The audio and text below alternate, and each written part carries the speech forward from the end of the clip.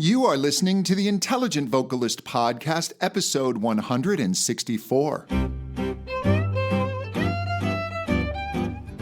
Welcome to the Intelligent Vocalist with John Henny. This is the podcast dedicated to help you be a smarter, better, more informed singer. And now, your host for the Intelligent Vocalist, John Henny. Hey there, this is John Henny. Welcome back to another episode of The Intelligent Vocalist. I do so appreciate you spending this precious listening time with me. And precious time indeed. I am recording this on March 13th, 2020, and we are in the wild early days of the novel coronavirus pandemic. And novel being the key word here. This is new to human beings. We've obviously never dealt with this before. And so it's just waves of panic and confusion and fear. And I'm here in Los Angeles, and they just shut down the school districts today. Tom Hanks was recently diagnosed. It's the NBA games are canceled. Everything's canceled. Musician friends not going out on tour. This is a time to turn to music. We just have to calm our minds because it's very easy to get caught up in the news cycle and just watching and listening and just becoming more and more afraid. Some of you aren't afraid, but some of us are. It's pretty serious, and it is the unknown. And there are voices on all sides. It can get a little confusing, but I find that music really is my true friend in times like this. And give yourself time to sing and to turn to music and just kind of blot this out, even if just for a few minutes, and live in the moment and not panic about where you're going to get toilet paper. Someday, people will be listening back to this episode and thinking, oh my gosh, yeah, that was really wild back then. And I look forward to that day, but as of right now, we're in it, and it's just getting worse. And because we are starting to self-quarantine and to avoid gatherings, you may want to consider taking lessons online, studying over a webcam. If your teacher offers this and you're already doing it, fantastic. If you haven't done it before, there are a number of teachers who are very skilled at this. I just did a training today for members of my Contemporary Voice Teacher Academy, just going over best practices on how to do this. And I thought I would talk about on the student side and just some things that you can do to make sure that you have effective lessons. One of the first things is it's very easy to get caught up in, oh my gosh, do I have the right webcam? Do I have the right microphone? And the most important thing by far is the quality of your connection, your internet speed. And you can always go to speedtest.net to check it. They say for video conferencing, you need at least 5 to 10 megabytes per second. I found that personally to be a bit too slow. So at my studio here, our service is, I believe it's 300 megabytes per second, but that falls away quickly as you walk away from the router. So I recommend that you get as close to the router as possible when taking your lesson. I find that students, because they're going to be singing and maybe there's other people in the house, they're going to some remote corner of the house where the internet connection isn't as good. And again, more than a microphone, more than a webcam, you need a fast connection. So I like it to be at least 20, 30 megabytes a second. The faster, the better. If you're worried about a mic, get a good USB mic. Some people use headsets. If you're using a headset mic, just watch the level. You can overload those really quickly when singing. You also want to make sure whatever service you're using, whether it's Skype or Zoom, that you have the right settings in the application itself. Don't set your microphone for your computer settings. That's fine, but go open up the app itself, and if you're on Skype, you can look at audio and video settings and make sure that your microphone that you want to use has been chosen. The biggest problem that I often find is students come onto the lesson and then I can't hear them because they don't have the right mic chosen. And you can also check your settings so you're not overloading and distorting on the microphone when you're singing louder. There is a lag time. And you really can't get around it. So what most voice teachers do, every voice teacher I know but one, and I'll tell you about him in a second. He's a special case. But they will play the scale and then they will listen as you sing it unaccompanied. A friend of mine, Dean Kalin, who's an amazing piano player, has actually worked it out where he plays ahead of what he's hearing so he can accompany the student. He's adjusted his playing for the lag time. I haven't found that to be effective for myself. I don't know of any other teachers who do it. So be aware of the lag time, and you need to have a higher developed sense of pitch. If you are an absolute beginner and you're struggling with matching pitch, you're going to want to work on that a bit before you study online because of the lag time. The lessons really are almost as effective as in person. And if the teacher is really good, if you find a great teacher that you click with, more so than anyone in your area, well, then it's better than an in-person lesson. But if you're looking at the same teacher versus in studio or online, it's pretty close. Online is just a bit below the in studio experience, but it's still really effective. And especially right now with what's going on, I'd really consider it. I wouldn't let worries about that put you off. If you're struggling with pitch, you can do exercises.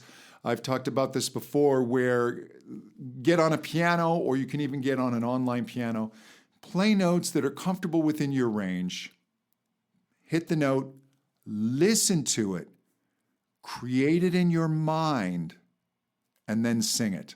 And then pick another random note, listen to it, create it in your mind, and then sing it. And you'll find that you'll get better and better and faster at that.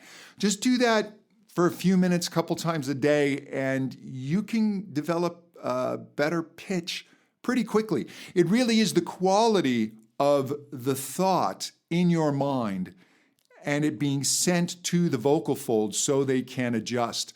So the problem, if you're having trouble matching pitch, likely isn't at the vocal cord level. It's in the brain. It's in your ability to really create that pitch mentally. So that's something you can work on.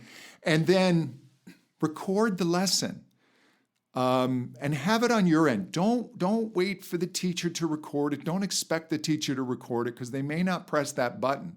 They're going to be dealing with a lot of lessons. Also, it's troublesome for the teacher then to have to take the recording and send it back to you.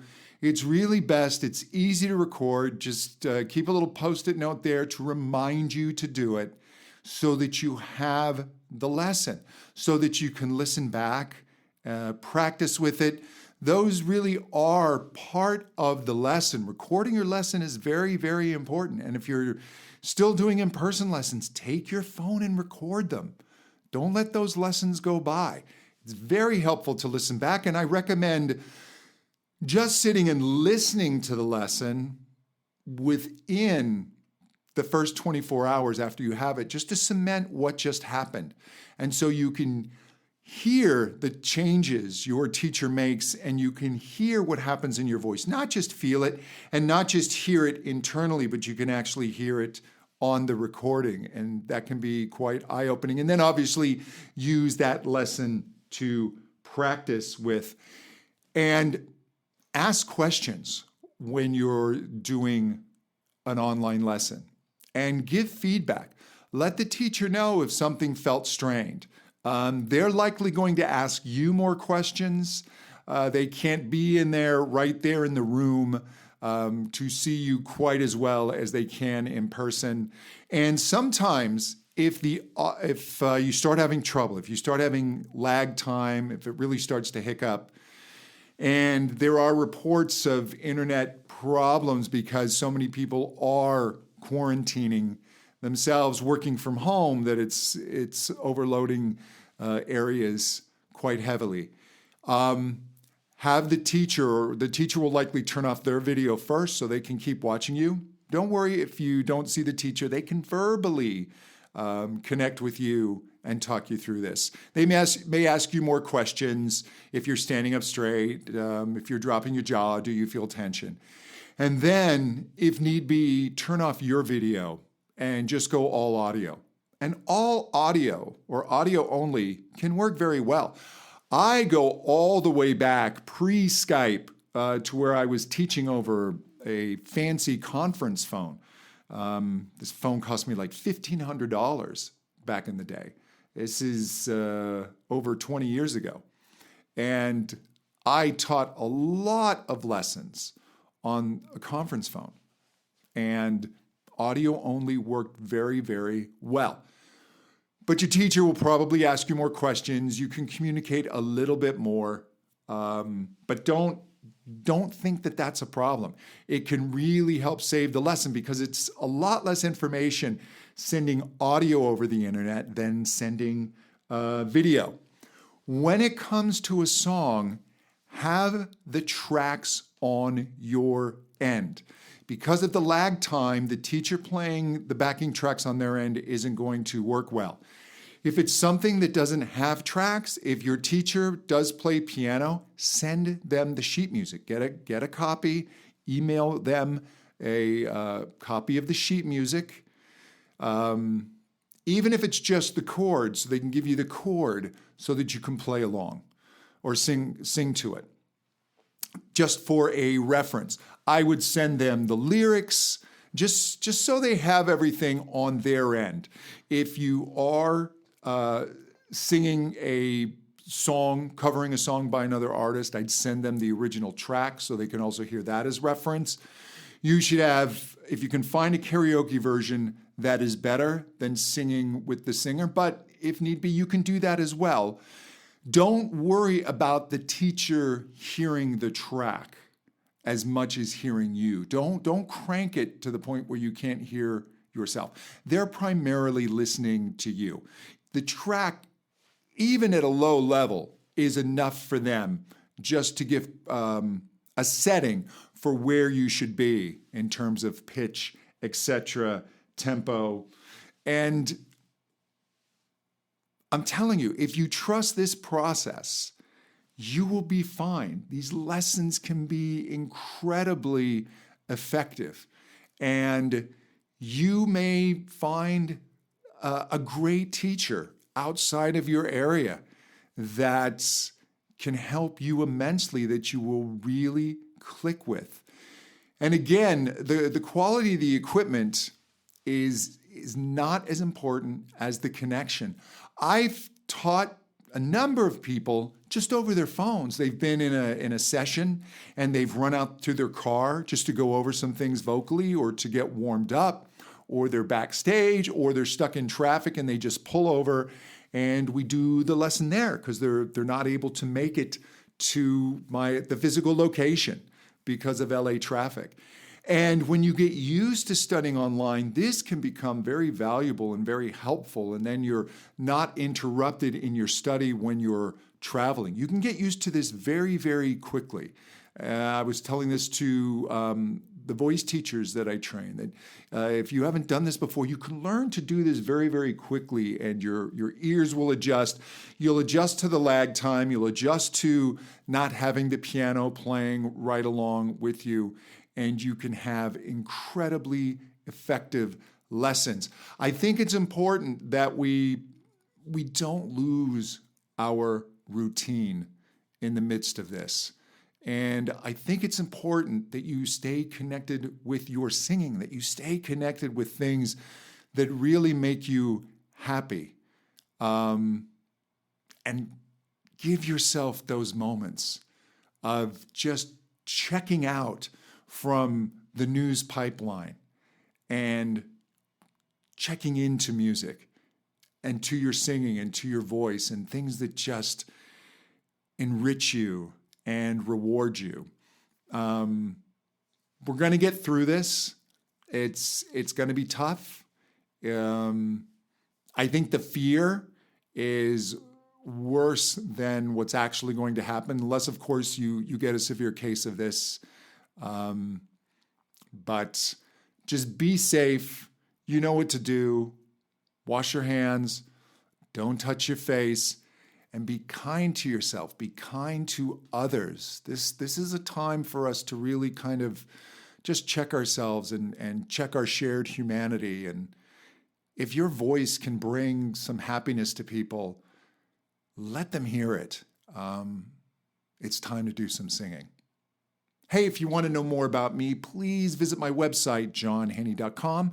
Be sure to sign up for my email list. You can also check out my teacher training. The link is up there at the top if you want to start exploring that. And until next time, to better singing. Thank you so much for listening. I was wrestling with even doing a podcast today. I'll be honest. And I thought, no, I need to just keep my schedule in terms of what makes me happy. It makes me happy to be able to talk to you. And I hear from a number of you and you enjoy this podcast. So we're just going to keep on keeping on. We'll talk soon. Bye-bye.